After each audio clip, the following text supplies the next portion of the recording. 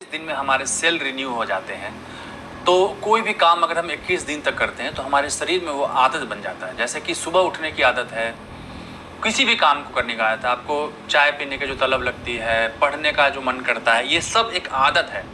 और हम में से ज़्यादातर लोग इसीलिए परेशान हैं क्योंकि हम कोई भी नया काम करते हैं तो हम लोग उसमें बहुत दिन तक कंटिन्यू नहीं कर पाते, क्योंकि एक तरीके से मैग्नेटिक रिपेल होता है, हमें उस चीज़ को करने की इच्छा नहीं होती है। जैसे पढ़ने की अगर बात करें तो किताब ऐसा एलर्जी करता है, किताब इतना ज़्यादा मैग्नेटिक रिपेल करता है कि कोई विश्वास नहीं कर सकता। जब मैंने पढ़ाई स्टार्ट किया था, मैं सही बता रहा हूँ, हार्डली घड़ी देख के 5 मिनट पढ़ता था, फिर कुछ और ध्यान में आ जाए कि वो काम करना है, ये काम करना है, इसको करना है, उसको करना है। उसके बाद 5 मिनट के बाद लगे कि यार इसको पढ़ने से क्या फ़ायदा हो, इतना पढ़ना है, कैसे सिलेक्शन होगा, किताब बंद कर दिया और कुछ और करने लगे, जो भी XYZ काम करने लगे। वहाँ से यहाँ तक का सिलेक्शन का जो सफ़र है, उसमें क्या क्या मैंने अपने अंदर चेंजेस किए, वो ही मैं सबके साथ शेयर करना चाहता हूँ। क्योंकि देखिए, जब तक आपकी आदत नहीं बनेगी पढ़ाई की, तब तक आप सिलेक्शन नहीं ले सकते। कोई शॉर्टकट नहीं है, पढ़ना पड़ेगा, रगड़ के पढ़ना पड़ेगा, मेहनत करना पड़ेगा, क्योंकि ये कंपटीशन है। कंपटीशन का मतलब ही यही होता है कि आप अगर बाकियों से ज़्यादा तेज़ हैं, ज़्यादा फास्ट हैं, तभी आप जीतेंगे। यहाँ हर कोई नहीं जीत सकता है। अगर उदाहरण के तौर पे 100 सीटें हैं तो सिर्फ 100 लोग ही जीतेंगे, और वो 100 लोग कौन होंगे? जो हज़ार की भीड़, लाख की भीड़ में जो सबसे आगे 100 लोग होंगे, वही जीतेंगे। तो उसके लिए हमें अपने अंदर पढ़ने की हैबिट बनानी पड़ेगी। और अक्सर ये चीज़ है कि मतलब मैक्सिमम बच्चे उस हैबिट को नहीं पकड़ पाते हैं कि कैसे हमें वो हैबिट डेवलप करना है। तो देखिए, कोई भी काम 2 तरह के लोग होते हैं, एक होता है एक्सपर्ट और एक होता है स्टार्टिंग वाला। हम डे 1 को ही एक्सपर्ट बनने की कोशिश करते हैं, ये सबसे बड़ी भूल है हमारी। इस चीज़ को समझिएगा। हम आज अगर कोई भी साइकिल चलाना सीखते हैं, गाड़ी चलाना सीखते हैं, जैसे छोटा बच्चा ही है, मेरा छोटा बेटा है, वो अभी कुछ दिन पहले चलना सीखा है, तो अभी वो दौड़ नहीं सकता है, वो दौड़ेगा तो गिर जाएगा। तो धीरे धीरे हमें स्टेप बाय स्टेप आगे बढ़ाना पड़ता है।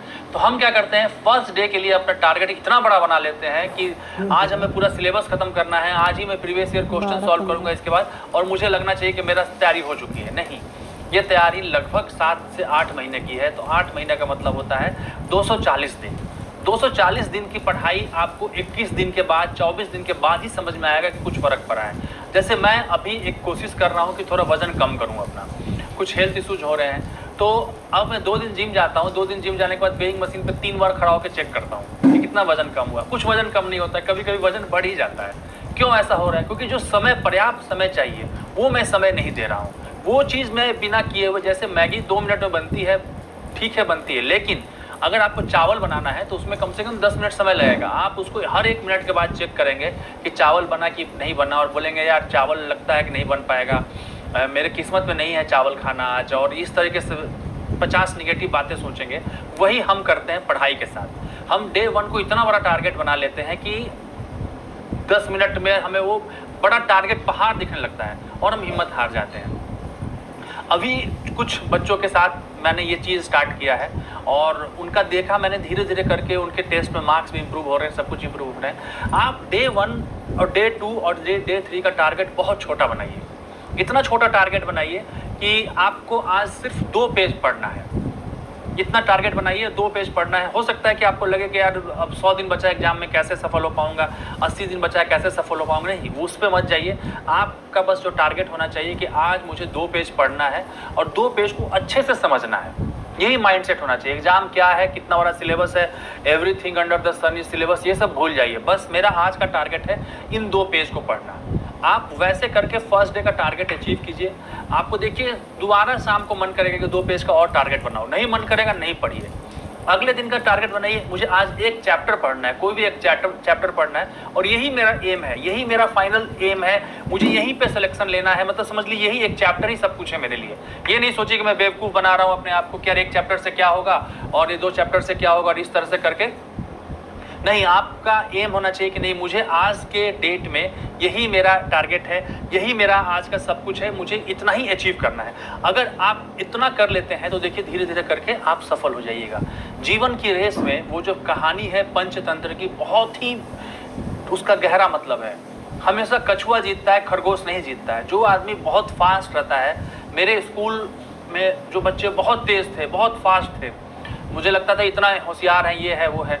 मैं ये नहीं कह रहा हूँ कि सभी के सभी आज असफल होंगे, लेकिन मोस्टली जिनसे मैं कांटेक्ट में हूँ उनमें से कई लोग असफल हैं। कुछ ने बिजनेस स्टार्ट कर दिया, क्यों? क्योंकि वो बहुत तेज भाग रहे थे। नहीं, उतना तेज भागने की जरूरत नहीं है, ग्रेजुअली अपना स्पीड बढ़ाइए, लेकिन ग्रेजुअली बढ़ाइए, कछुआ बनिए। कछुआ पूरे रेस में कहीं नहीं रुका। जो लोग अभी भी पढ़ाई में कुछ करना चाहते हैं तो वो इस चीज़ पे ध्यान दीजिए कि मुझे आज छोटा टारगेट बनाना है और ये मुझे 21 दिन तक कंटिन्यू करना है बिना किसी गैप के। विशाल भैया, आधार सेंटर से कैसी कमाई हो रही है?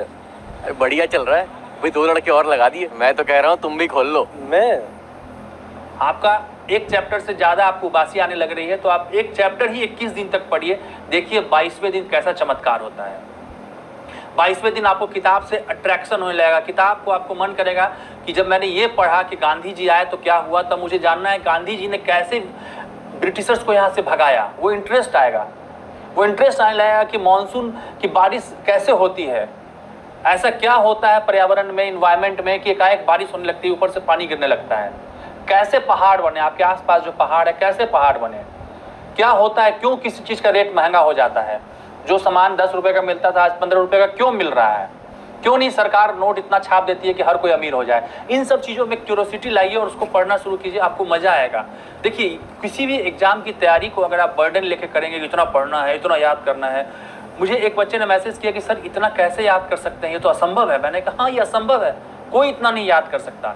आप शुरू में ही आप सब कुछ क्यों सोचने लग रहे हैं कि इतना सब्जेक्ट है, इतना सिलेबस है, इतने लोग हैं, कैसे होगा। नहीं, आप उतरिए, आप उस पानी में उतरिए, देखिए कैसे आप अपने आप तैरना सीख जाते हैं।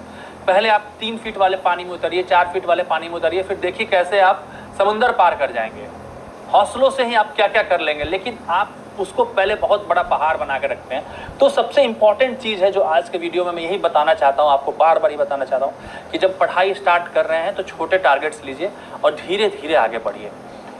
क्योंकि एक चीज़ मैं अक्सर अपने वीडियो में कहता हूँ, मैं फिर आज रिपीट करूँगा कि असफलता का बोझ बहुत ज़्यादा नहीं होता है, असफलता का बोझ बहुत कम होता है, लेकिन जैसे जैसे आप उसको कैरी करेंगे ना वैसे वैसे वो भारी पड़ता जाएगा।